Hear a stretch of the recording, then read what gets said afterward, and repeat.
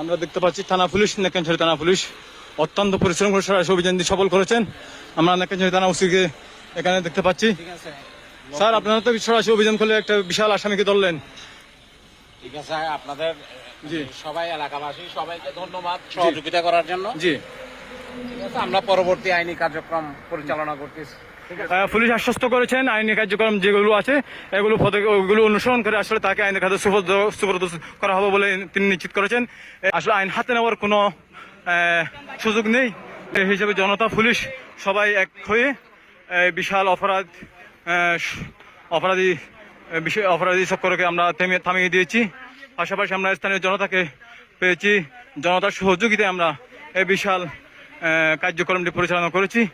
আমরা দীর্ঘ অভিযান শেষে অত্র আমরা অভিযানে সফল